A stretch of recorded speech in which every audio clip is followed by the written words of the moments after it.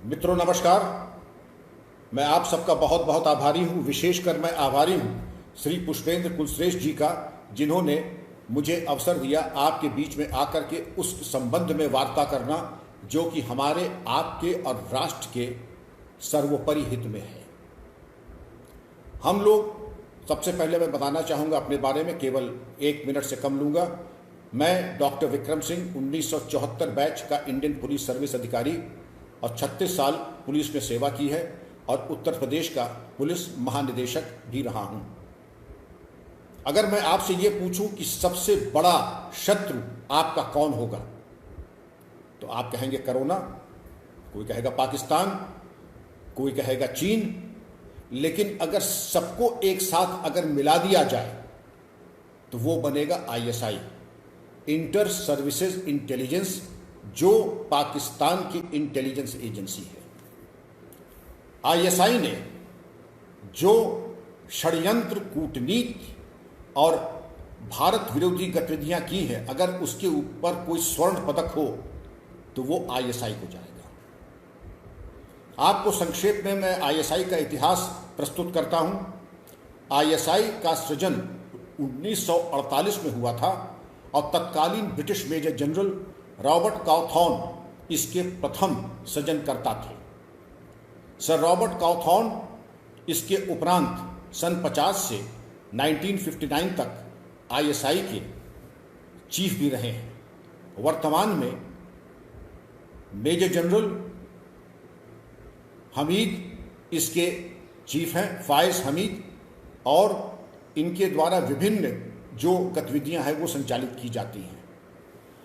अगर इसके इतिहास में हम जाएं तो हम ये देखेंगे कि ये एक सामान्य सी इंटेलिजेंस एजेंसी थी और इसकी प्रमुखता तब आई है जब अफगानिस्तान में 80 के दशक में सोवियत यूनियन की फोर्सेस अफगानिस्तान में थी, तो अमेरिका के द्वारा सऊदी अरेबिया के पैसे से और तमाम नेटो फोर्सेस ने मिलकर के ISI के माध्यम से अफगान मुजाहिदीन को सशक्त किया और सोवियत यूनियन के खिलाफ युद्ध के एक ताना बाना बुना था।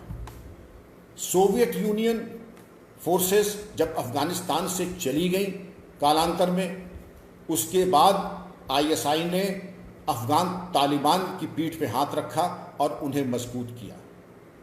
कालांतर में अफगान मुजाहिदीन और तालिबान के माध्यम से उन्होंने कश्मीर में भी विध्वंसात्मक कार्रवाई कराने की कोशिश की।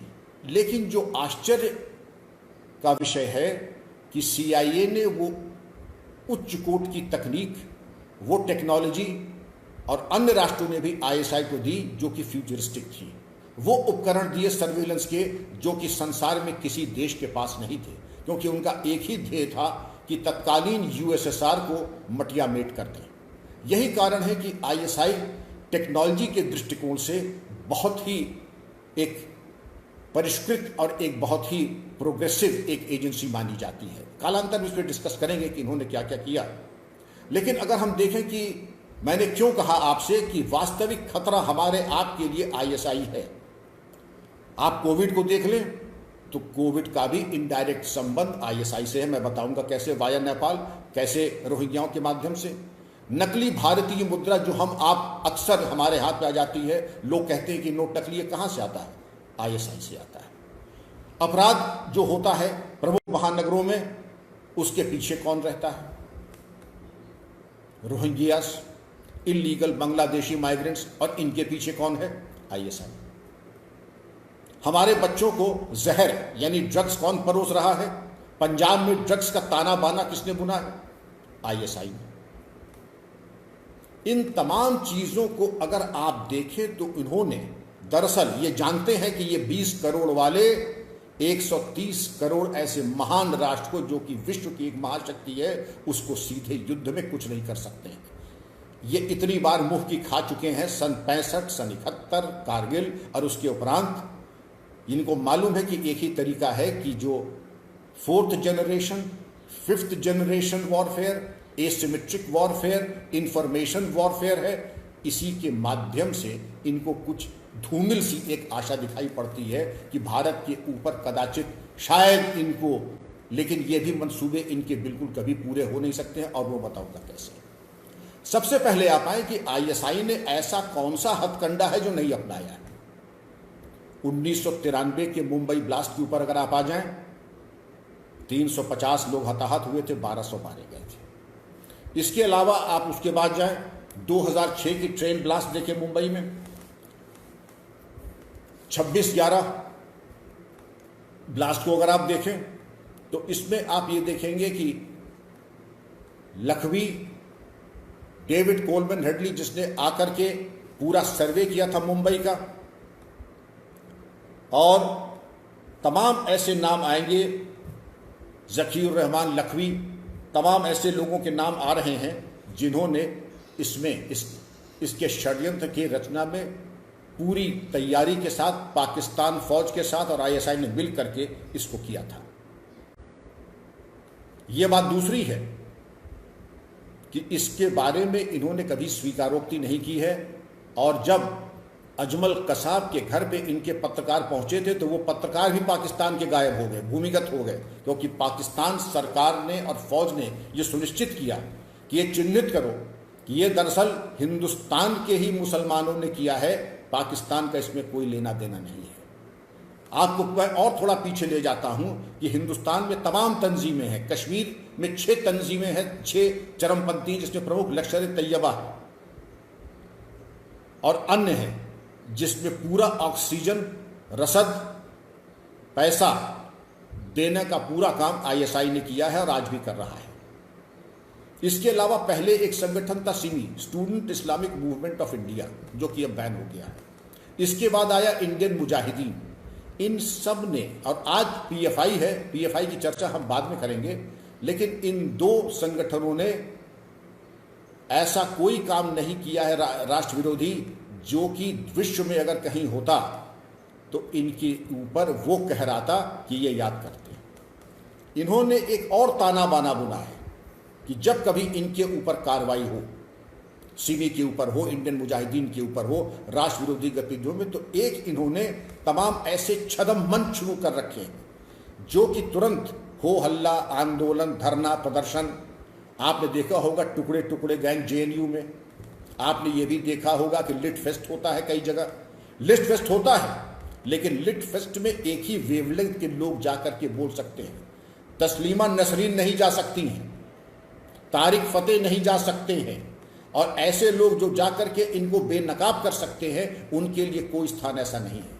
ये इंफॉर्मेशन वॉरफेयर की एक बहुत सुनियोजित एक षड्यंत्र के तहत एक तौर तरीका इन्होंने अपनाया है, जिसमें यह कहा जा सकता है कि जिसने भी इनके खिलाफ आवाज उठाई उसके खिलाफ ये किसको बोलने नहीं देंगे। टीवी डिबेट्स में अगर आप देख लें, टीवी डिबेट्स में भी ऐसे नौटंकीबाज आ जाते हैं कि जिसने भी देश प्रेम की कोई बात की, इनके विरोध में कोई बात की, तो जैसे सियारों का हुजूम टूट पड़ता है उस तरीके से वो टूट पड़ते हैं और अगले को बोलने का मौका नहीं देते हैं। हमारे कर्नल आरएसएन सिंह साहब हैं, पुष्पेन जी इसको भली बात जानते हैं, और आप सब ने भी चीज़ को देखा होगा कि जो भी भारत की बात करे, जो भी देश प्रेम की बात करे, उसकी आवाज़ चाहे लिट फेस्ट हो, चाहे कहीं भी हो।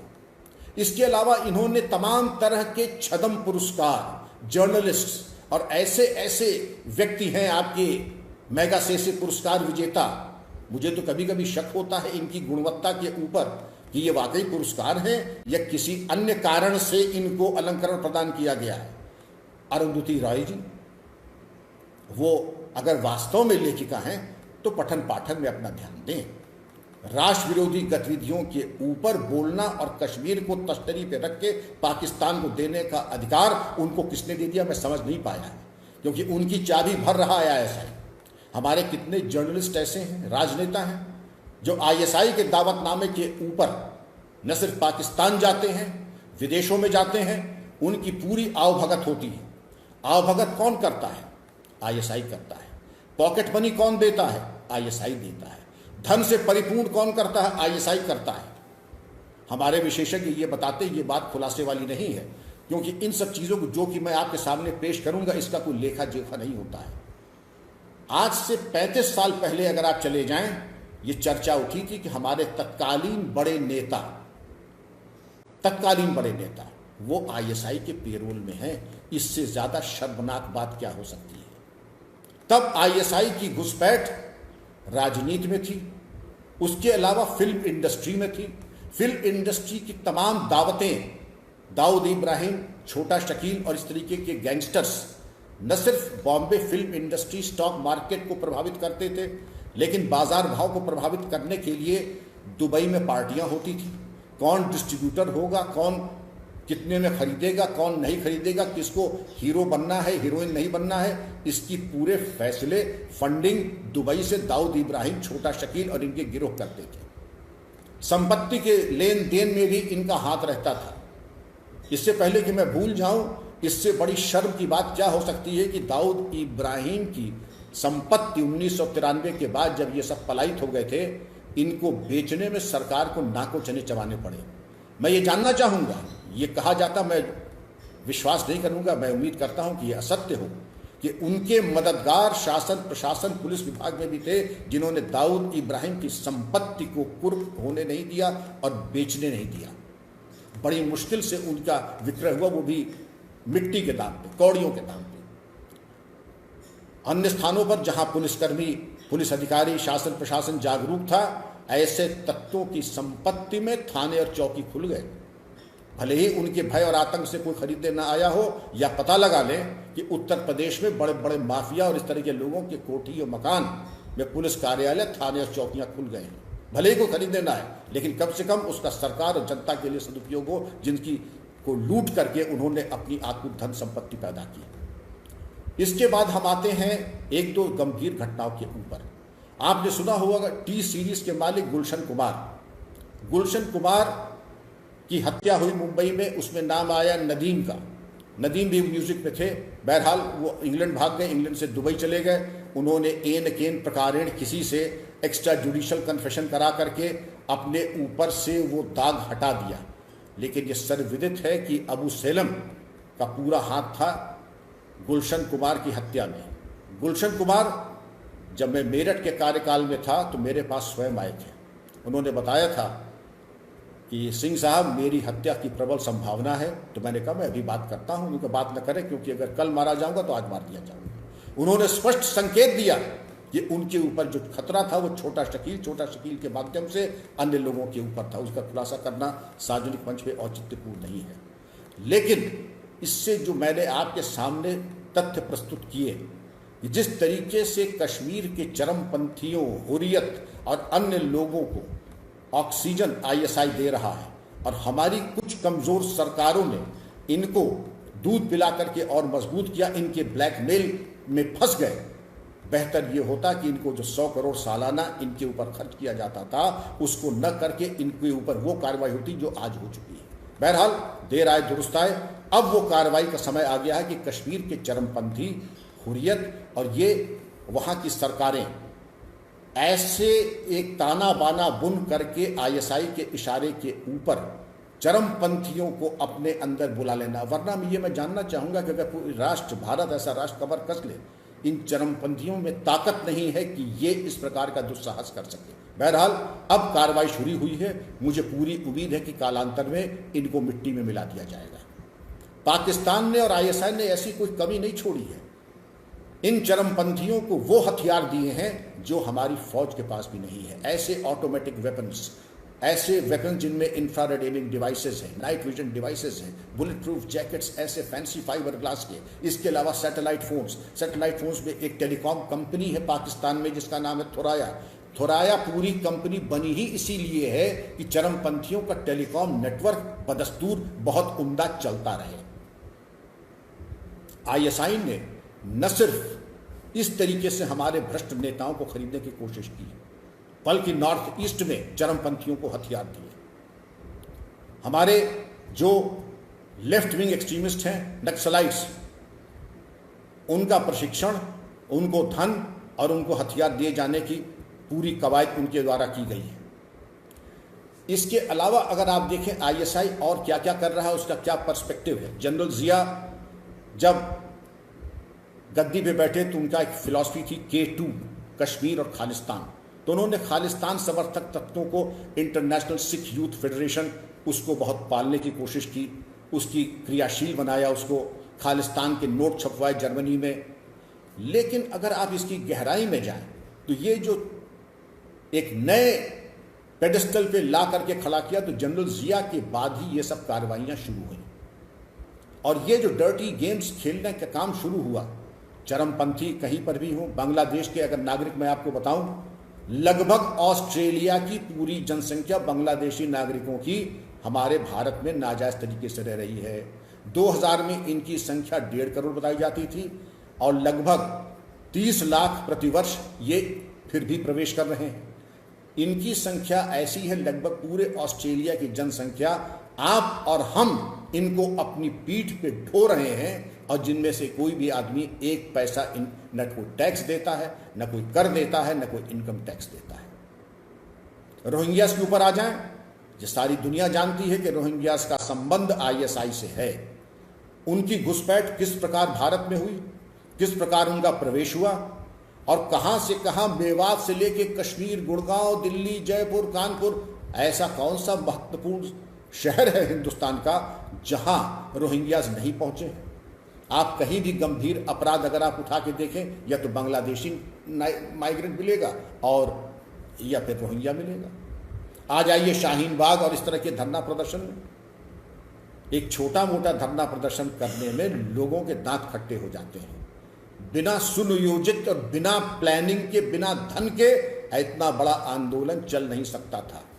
एक नाम आ रहा है पीएफआई का, 120 करोड़।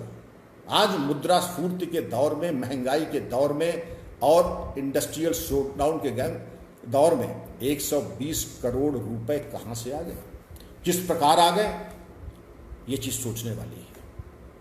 शाहीन बाग और शाहीन बाग ऐसे जो अन्य एजिटेशंस थे, जाहिर है आपने देखा होगा जो दिल्ली के दंगे थे वो ऐसे ही स्वयंभू नहीं हो गए थे, वैसे ही प्रस्फुटित नहीं हुए थे। उसके पीछे एक सोची समझी रणनीति, एक ताकत थी, और वही जो फंडिंग होती थी उसके पीछे आईएसआई। कहने का अभिप्राय ये कि आईएसआई ने अपने गेम प्लान में 2-3 बातें आपके सामने की। एक तो जब कभी ये कोई विस्फोट वगैरह होता है, आपने देखा होगा सिमी इंडियन मुजाहिदीन वो दुनिया को ये दिखाना चाहता है कि हमारे यहाँ का मुसलमान युवा इतना दिग्भ्रमित हो गया है कि उसने हथियार उठा लिए, जो कि बिल्कुल ही गलत है। इसलिए पहले जो विस्फोटक भेजता था, हथियार भेजता था, पाकिस्तान ऑर्डिनेंस फैक्ट्री के बने हुए, पाकिस्तान ऑर्डिनेंस फैक्ट्री के उसके द्वारा हथियार और कारतूस, उसने कह दिया कि नहीं, जो लोकल आपके पास पंसारी के यहाँ सामान मिल जाए, लोकल ग्रोसर के यहाँ सामान मिल जाए, उससे। तो उनके रिसर्च एंड एनालिसिस की जो टीम है, उन्होंने कहा प्रेशर कुकर खरीदो, प्रेशर कुकर के बाद अमोनियम नाइट्रेट खरीदो, अमोनियम नाइट्रेट के बाद तुम कील, कांटे, शार्पनेस, नट बोल्ट खरीदो, ये सर्वत्र उपलब्ध हो जाते हैं। छोटी घड़ी और टाइमर खरीदो, ये सर्वत्र उपलब्ध रहते हैं, और इसके आधार पर उसकी डिजाइनिंग, प्लानिंग, विस्फोटक बनाना, इसकी प्रशिक्षण दिए जाते हैं। मैं आपको बताऊंगा स्लीपर सेल क्या होता है। मैंने कालांतर में एसटीएफ का गठन किया और 4 साल उसका आईजी रहा। एसटीएफ और एटीएस को मैंने भली भांति कार्रवाई की। तमाम आईएसआई एजेंट्स निष्क्रिय किए गए, गिरफ्तार किए गए, उनकी बृहद पूछताछ की गई, और पूछताछ मैंने व्यक्तिगत तौर पे किया। एक शातिर दिमाग और किस तरीके से ब्रेन वॉश करके रेडिकलाइज हो जाता है, ये चीज देखने वाली है। हमारी फिल्मों ने जो बची कुची कसर थी उसको और पूरा कर दिया कि ये बड़े दबंग और बड़े हीरोइक और बहुत ही मजबूत और दमदार है। मुझे कहने में कोई गुरेज नहीं है, ये सारा दुस्साहस 72 घंटे में रहता है। 72 घंटे में पूछताछ के उपरांत ये सारा दुस्साहस समाप्त हो जाता है, और ये हाथ जोड़ के खड़े हो जाते, बताइए मुझे क्या कहना है, कहाँ कहना है, और मैं पूरी बातें, ग्रामोफोन का रिकॉर्ड बजने लगता है। मैं एक और मिसाल देता हूं आपके सामने। सैयद मोहम्मद उमर शेख, वर्ष 1994, सहारनपुर जिला उत्तर प्रदेश, पहाड़गंज से अमरीकी और ब्रिटिश नागरिकों का अपहरण करके सहारनपुर ले गया, और वहां जंजीरों में जैसे मवेशी बांधे जाते हैं उस प्रकार उनको बांधा गया। उनको बांधने के उपरांत एक गुप्त सूचना मिली। गाजियाबाद में इंस्पेक्टर ध्रुवलाल यादव, इंस्पेक्टर साहिबाबाद अपनी टीम के साथ सहारनपुर पहुंचे। एक लंबी मुठभेड़ हुई, दुर्भाग्य से इंस्पेक्टर ध्रुवलाल यादव और एक कांस्टेबल शहीद हुए, लेकिन सैयद मोहम्मद उमर शेख ये गिरफ्तार हुए, जो कि अलकायदा के नंबर 2 थे। कम लोग जानते हैं भारत में कि अलकायदा के नंबर 2 थे। इनका मंसूबा ये था कि इन लोगों को मोहरा बनाकर ये कहेंगे कि $25 मिलियन रैंसम धनराशि दी जाए, एक एयरक्राफ्ट दिया जाए, बीबीसी और अंतर्राष्ट्रीय मीडिया के पत्रकार आएँ, उनको ये इंटरव्यू दें और उसके बाद पलायन करें। बहरहाल ये खुशकिस्मती थी कि ये सकुशल अमेरिका और ब्रिटिश होस्टेजेस ये छूटे। डिस्कवरी चैनल ने इसके ऊपर 4 कड़ियों का एक फिल्म भी बनाई है। आप लोग जो देखना चाहें तो डिस्कवरी चैनल की वेबसाइट पर जाकर देख सकते हैं। सैयद मोहम्मद उमर शेख मेरठ में रहे, उनकी पूछताछ मैंने खुद भी की बृहद, लेकिन वो अपने को बहुत बड़ा जूडो का चैंपियन मानते थे। एक दिन शाम को जब पुलिस रिमांड पे थे, उन्होंने एक हमारे कांस्टेबल के ऊपर हाथ उठा दिया। इतना होना था कि गाजियाबाद के जाट और गुजर सिपाही ने मिल करके जो इनकी सेवा की है, तो इनके प्राइवेट नर्सिंग होम में करीब उस ज़माने में 15 लाख का बिल आया। तो ब्रिटिश हाई कमीशन के अधिकारी आए कि इसका भुगतान उत्तर प्रदेश सरकार करेगी, तो उत्तर प्रदेश सरकार बिल्कुल नहीं करेगी, आपको करना है कीजिए। उत्तर प्रदेश सरकार सरकारी अस्पताल में ले जाकर कि वही इलाज करा सकती है, प्राइवेट नर्सिंग होम में हम बिल्कुल इलाज नहीं कराते हैं। बहरहाल वो तो इतिहास की बात है, तमाम बातें और हैं, लेकिन ये कह देना कि ये बिल्कुल ऐसे मजबूत और ठोस हैं जैसा कि हमारी फिल्में अक्सर दिखाती हैं और इतने बड़े योद्धा हैं, ये कुछ नहीं है। ये सिर्फ अपने बुद्धि का और ISI का इनको सहारा मिल जाता है, जिसके परिणाम स्वरूप इनको पूरा बैकअप मिलता है।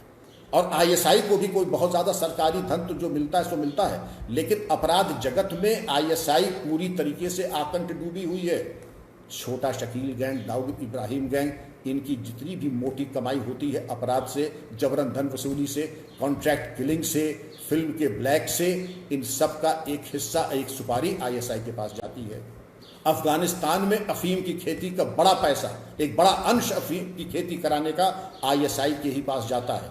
तो ISI के पास न सिर्फ गवर्नमेंट फंडिंग है, बल्कि अफीम की खेती जो अफगानिस्तान से होती है और अपराध के जो साम्राज्य हैं उनसे भी बहुत बड़ी इनकी कमाई होती है। तो इससे ये स्पष्ट हो जाता है कि ISI के पास पैसे की कोई कमी नहीं है। सरकार का पूरा वरद हस्त है, क्योंकि सरकार में जो चुनी हुई सरकार है उसमें इतनी हिम्मत नहीं है कि वो इनके ऊपर कोई कार्रवाई कर सके। अब जो बात हमसे आपसे सीधा संबंध रखती है कि आखिर अब इनके बारे में क्या कार्य योजना हो। हमारे यहाँ रॉ इनसे कई जनरेशन आगे थी, लेकिन हमारे यहाँ एक डॉक्ट्रिन हुई थी, गुजराल डॉक्ट्रिन। उसके उपरांत रॉ को बिल्कुल उसके हाथ पैर काट के अपंग बना दिया गया, वरना रॉ अकेले पर्याप्त थी इनको नेस्तनाबूद करने में, इनके मंसूबों को चकनाचूर करने में।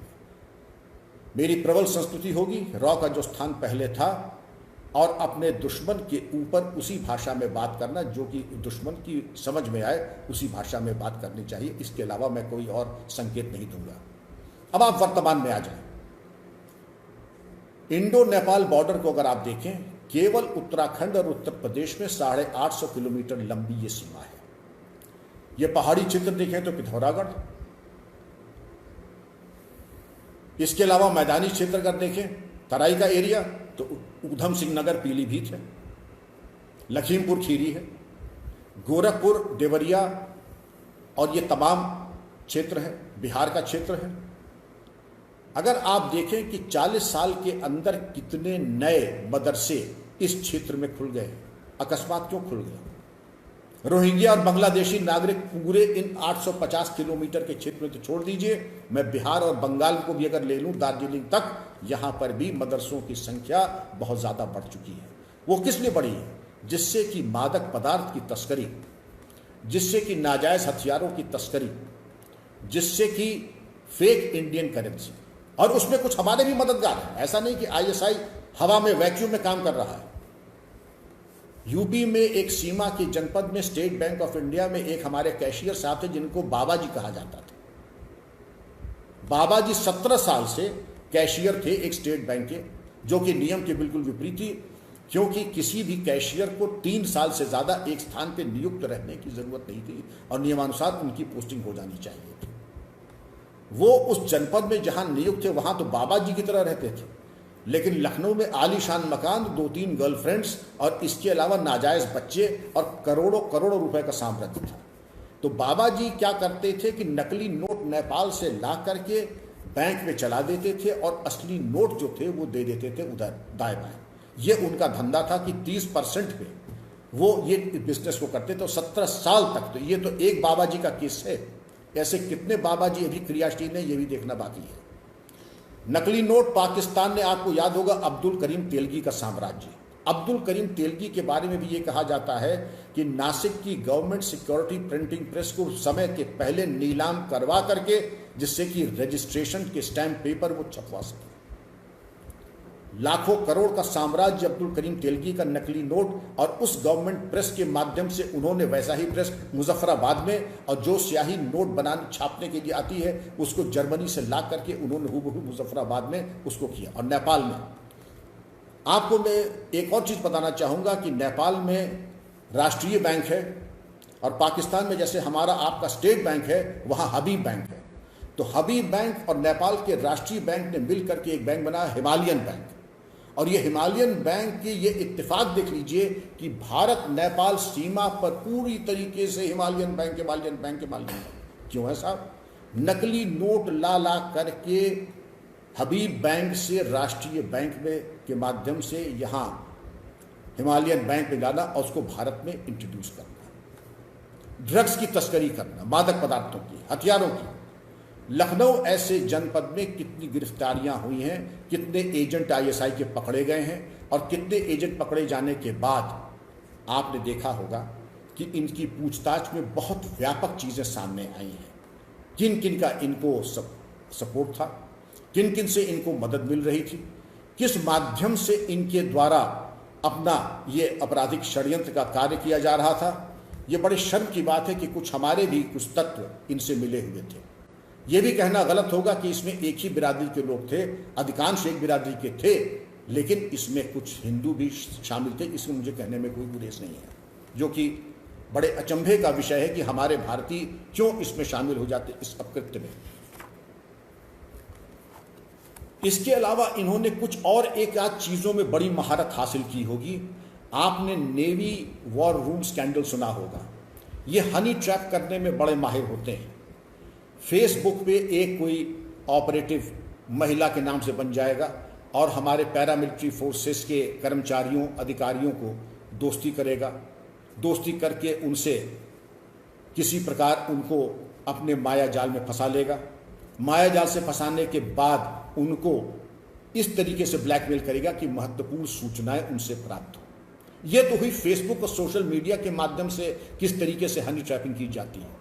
एक छोटी सी बात है, टेलीफोन का इस्तेमाल। एक आदमी कहीं बैठा है रावलपिंडी में, रावलपिंडी से उसने फ़ोन किया, या लाहौर से या मुजफ्फराबाद से, हाँ भाई कर्नल साहब हैं कि नहीं है? नहीं, कर्नल साहब तो नहीं है। क्या गोल्फ खेलने गए? नहीं, गोल्फ खेलने तो नहीं गए, वो तो कल ही पंजाब चले गए। उनके सब परिवार गया है? नहीं, परिवार नहीं गया। ये 4-5 बातें अगर एक खुलासे में आ जाती हैं और ऐसे 500 खुलासे आ जाते हैं तो आईएसआई को ये भली भांति मालूम पड़ जाता है कि फोर्स कहाँ पर तैनात थी, क्या कोई मूवमेंट हुआ है या कोई मूवमेंट नहीं हुआ है। ये तो संतोष का विषय है कि फौज ने अपनी आंतरिक व्यवस्था वैसी कर ली है कि इस प्रकार की किसी तरह की सूचना, मौजूदगी, गैर मौजूदगी, मूवमेंट, इसके बारे में कतई फोन पे डिस्कस नहीं होती। लेकिन कैंटोनमेंट के इर्द गिर्द जो क्षेत्र है, जो सिविलियन क्षेत्र है, वो भी एक ऐसी जगह है जहां कोरोना के साथ साथ आईएसआई पहुंचा हुआ है। लखनऊ कैंटोनमेंट के क्षेत्र में यह देखा गया कि अक्सर 2-4 लोग ऐसे हैं जो कि वहां जाकर संवेदनशील कार्यालयों, संस्थानों की फोटो खींचते हैं। पकड़े गए, गिरफ्तार हुए। पूछताछ में मालूम पड़ा कि सरासर ये पाकिस्तान के इशारे पर आईएसआई एजेंट हैं। नाम बदल करके इन्होंने नेपाल के जरिए प्रवेश किया। जेल भेजे गए। जेल जब भेजे गए तो वहां से भी इन्होंने एन केन प्रकार जब पेशी होती थी तो वो अपने हैंडलर से बातचीत किया करते थे। पाकिस्तान पूरी सूचनाएं देते थे। बहरहाल आपको जान के संतोष होगा कि एक बार जब जा रहे थे उनकी बुद्धि भ्रष्ट हुई। उन्होंने भागने की कोशिश की, और भागने की जब कोशिश की तो यूपी एसटीएफ से वो मुठभेड़ हुई और वहीं पर उनका काम तमाम हो गया। इसी तरह सैयद मोहम्मद उमर शेख 4 साल उत्तर प्रदेश की जेलों में रहे, लेकिन दुर्भाग्य से IC 814 की हाईजैकिंग हुई नेपाल से, और नेपाल से वो कंधार गया, और उनको छुड़ाने के लिए तत्कालीन सरकार ने निर्णय लिया कि अजहर मसूद, सैयद मोहम्मद उमर शेख और एक अन्य चरमपंथी को एक्सचेंज किया जाएगा और कंधार जाकर के इनको हैंडओवर किया गया। बहरहाल इनको हैंडओवर किया गया, ये भी सही है। हमारे जो भारतीय हवाई जहाज़ में थे वो वापस आ गए सकुशल, ये संतोष का विषय है। लेकिन वर्तमान में अगर आप देखें कि हमें ऐसी क्या सावधानी बरतनी है कि जिससे कि हम अपनी सुरक्षा कर सकें। आपने एक और नाम सुना होगा, मिर्ज़ा दिलशाद बेग। ये देवरिया के रहने वाले थे, नेपाल में चले गए। एक उन्होंने नाम कमाया, शोहरत कमाई, लेकिन जो उनकी दौलत आती थी वो केवल अपराधियों के माध्यम से आती थी, अपराध के ही माध्यम से आती थी।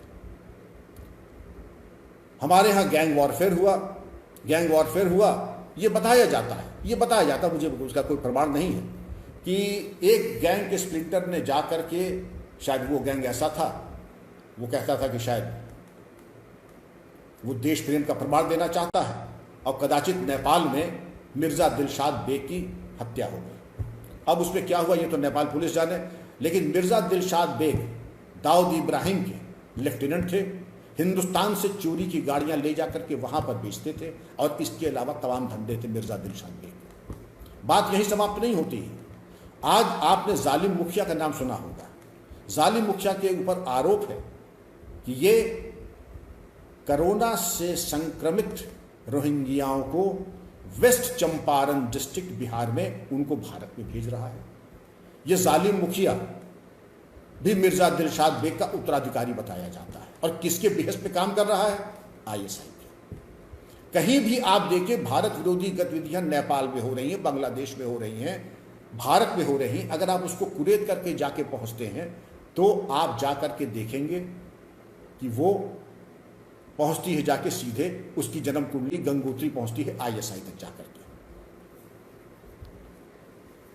इसकी कंट्रोल की क्या नीति होनी चाहिए? इसके लिए प्रत्येक भारतवासी को समझ लेना चाहिए स्लीपर सेल क्या होता है। स्लीपर सेल के बारे में मैं थोड़ा प्रकाश डालूंगा। अकस्मात कोई बहुत धनी हो गया, कल तक टायर के पंचर जोड़ता था, आज बहुत धनी हो गया है, यह सस्पिशियस एक्टिविटी है। महीने में 6 बार नेपाल और बांग्लादेश जा रहा है, यह सस्पिशियस एक्टिविटी है। इसकी सूचना पुलिसकर्मियों को निकट पुलिस थाने को दी जानी चाहिए। पासपोर्ट और फर्जी इंडियन करेंसी में कोई वांछित रहा हो, पुलिस के ऊपर निरंतर आक्रमण में उसका नाम प्रकाश में आया हो, यह सस्पिशियस एक्टिविटी रिपोर्टिंग सिस्टम में आना चाहिए। और प्रत्येक भारतीय की जिम्मेदारी है कि इसकी सूचना उन अधिकारियों कर्मचारियों को दे। मैं कितने ही एग्जाम्पल आपको दे सकता हूं कि हमारे हिंदू और मुस्लिम ऐसे लोग जो पाकिस्तान उनकी इन्विटेशन पे जाते हैं, ये बताते हैं, खुल करके बताते हैं कि मीटिंग के बाद उनसे ISI के ऑफिसर्स बड़े शिष्टाचार से या तो मिलने जाते हैं होटल में, या उनको अपने यहाँ बुलाते हैं और कहते हैं कि आपका क्या कारोबार है, कितना कमा लेते हैं। तो मैं तो साहब 10-20 लाख रुपए कमा लेता हूँ महीने में। उनका हम आपको 50 लाख महीने देंगे, अब आप भारत को छोड़ दीजिए, अब आप हमारे लिए काम कीजिए। ऐसे एक नहीं दसियों उदाहरण मैं दे सकता हूँ। इसलिए भारत और इंटेलिजेंस को बहुत सतर्क रहना चाहिए कि जो भी आदमी पाकिस्तान जाता है उसकी चेकिंग और एंटीसीडेंट्स और उसकी गतिविधियों पर जरा नजर रखी जाए। क्योंकि मुझे कम से कम 25 मेरे मुसलमान और दोस्तों ने यह बताया कि सर मैं तो वहां गया और मुझको बुलाया, ये एक के साथ हो जाए तो इत्तेफाक है, लेकिन अगर 10-20 के साथ 25 के साथ ये अगर हो रहा है तो ये चिंता का विषय है। चिंता का विषय यो भी नहीं है, क्योंकि उसकी एक मिजाज और तबीयत में है मुखबिर और सपोर्ट सिस्टम तैयार करना, स्लीपर सेल तैयार करना। स्लीपर सेल का सिर्फ इतना काम है, भंडारण एक चीज का एक व्यक्ति करेगा, दूसरा टाइमर का भंडारण करेगा, तीसरा गेटवे का काम करेगा, चौथा इंडो नेपाल बॉर्डर से अगर पलायन करना हो, भागने का इंतजाम करना हो तो वो करेगा।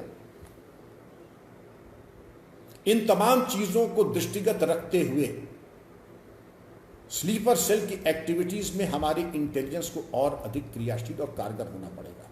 और कारगर होने के लिए यह जरूरी है कि अपना इंटेलिजेंस सिस्टम में उसमें आपकी मदद हो, इलेक्ट्रॉनिक सर्वेलेंस हो, ऑन ग्राउंड सर्वेलेंस हो। ऐसे जो संगठन हैं जो कि केवल पाकिस्तान की बात करते हैं, टुकड़े टुकड़े गैंग्स की तरह काम करते हैं, जो कि भारत के टुकड़े टुकड़े की बात करते हैं।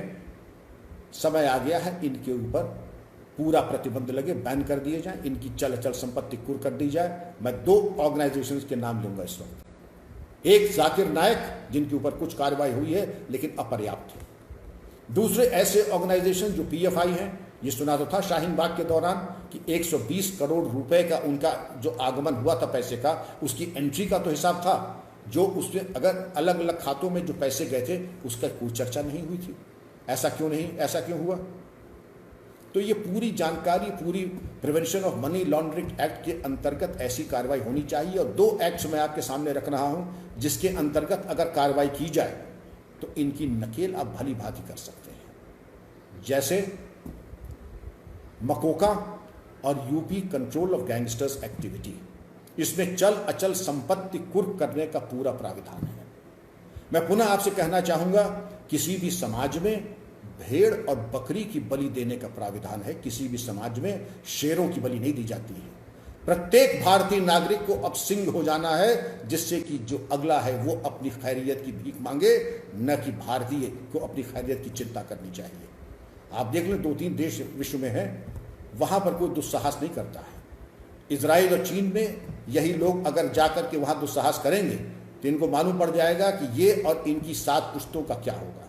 यही नसीहत अब भारत को भी ऐसे अपने पड़ोसियों को दे देने का कड़ा संदेश देने का समय आ गया है कि दोबारा अगर किसी ने इस प्रकार का मिस एडवेंचर का सोचा भी तो उसकी 7 पुश्तें याद रखेंगे।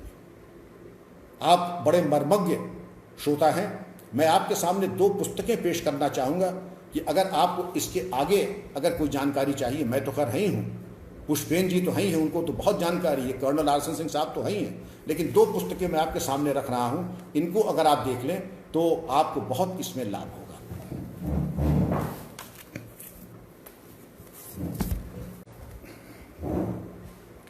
एक पुस्तक है पाकिस्तान एड्रिफ्ट बाय असद दुर्रानी, इसको देख लें, बहुत अच्छी पुस्तक है। दूसरी पुस्तक उससे भी अच्छी है, the ISI of Pakistan, faith, unity and discipline. एक बहुत ही अच्छे लेखक ने लिखी है और मुझे कोई संदेह नहीं कि जो सबसे अच्छी पुस्तक आईएसआई के ऊपर है वो यही है। इन्हीं कुछ शब्दों के साथ मैं पुनः आपको नमस्कार करना चाहता हूं। पुष्पेन जी, कर्नल राजन साहब को नमस्कार करना चाहता हूं कि उन्होंने इतना अच्छा प्लेटफॉर्म मुझको दिया कि मैं देशभक्ति की 2 बातें आपसे कर सका। बहुत बहुत धन्यवाद, बहुत बहुत नमस्कार। जय हिंद।